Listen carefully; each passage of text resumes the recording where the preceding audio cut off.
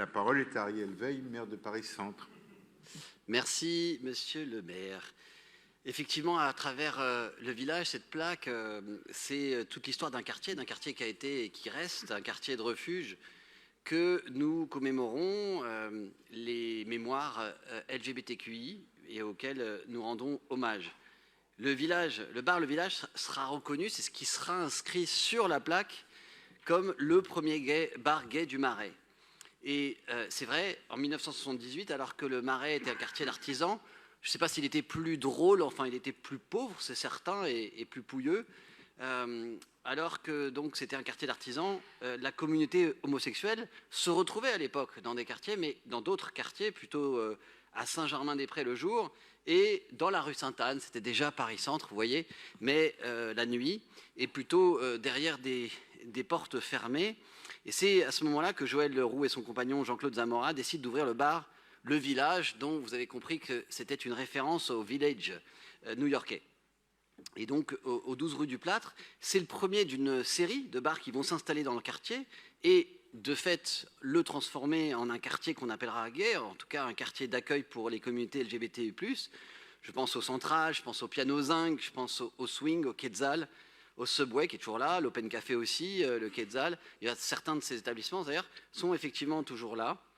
Et ce n'est pas simplement un déplacement d'un quartier à un autre, de Saint-Germain ou de la rue Sainte-Anne, c'est aussi un nouveau concept, un concept de bar gay ouvert sur l'extérieur, sans sonnette ni Judas, dans la journée, avec ainsi une rupture avec des bars très sélectifs qui étaient généralement avec des vitres opaques et qui pratiquaient des tarifs élevés. Et donc, c'est la visibilité donnée dans l'espace public à des populations qui étaient trop souvent stigmatisées auparavant.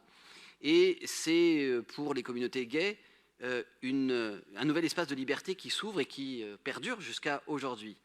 Alors, au moment où nous sortons du festival de cinéma Chéri Chéri, qui se tient, je crois, encore pendant quelques jours, notamment au MK2 Beaubourg, je crois que c'est important de rappeler à quel point la visibilité et la représentation des existences LGBT est un point crucial de notre politique publique.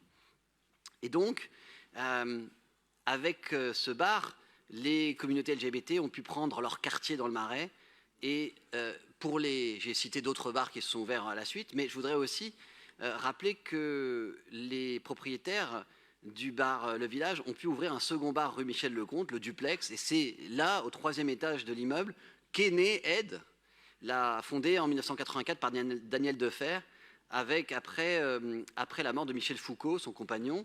Et c'est donc un bel exemple, je trouve, de la manière dont les lieux de sociabilité peuvent aussi devenir des lieux d'entraide et de militantisme en temps de crise. D'ailleurs, la position d'une plaque en hommage à Daniel Defer qu'on avait votée au Conseil de juin sera effective. Je crois que c'est la semaine prochaine avec Jean-Luc Romero, avec Laurence Patrice. Nous y serons, au 25 rue Michel Lecomte. Voilà, cette histoire, elle continue à s'écrire. Elle n'est pas finie, chère Corinne Faugeron.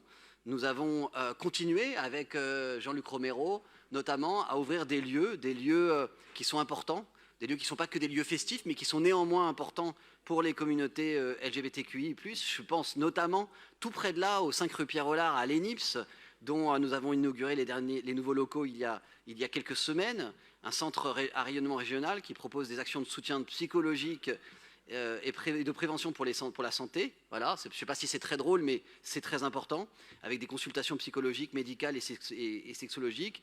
Et ce sont des lieux qui bénéficient effectivement de la proximité avec les lieux festifs et de fréquentation. Je pense aussi évidemment à la Bulle, rue Malher. Là aussi, c'est les plus discriminés des plus discriminés dans les communautés LGBTQI+, pas forcément très drôle, mais très important aussi. Et enfin, je voudrais dire que, pour conclure, que c'est d'une certaine manière très heureux que les locaux changent, que les lieux changent. Et par exemple, au 12 rue du Plâtre, où sera apposée la plaque dont il est question dans cette délibération, eh bien, aujourd'hui, c'est toujours un lieu de visibilité LGBTQI+, mais de bar gay, on est passé au L bar, L au pluriel, un bar lesbien. Et je trouve finalement assez heureux cette mutation, cette transformation. D'ailleurs, je voudrais saluer Marie-Hélène Delon, la propriétaire du L-Bar, qui est celle qui a pris l'initiative de nous suggérer cette plaque et que lui soit ici rendu hommage. Je vous remercie.